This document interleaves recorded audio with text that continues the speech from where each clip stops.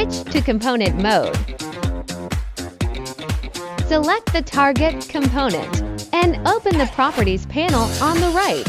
Within the panel, click our color presets to instantly change the base color of the selected component. Next, open the Material Library to browse the rich selection of presets. Then choose and apply a material ball. Zoom in and orbit the viewport to inspect the fine physical textures and reflection details on the component. In the Parameters panel, you can tweak its color and enable the emissive property to add a subtle glow effect. Finally, click the lighting icon on the left menu to adjust intensity and ambient parameters, showcasing real-time rendering changes. That's all for today.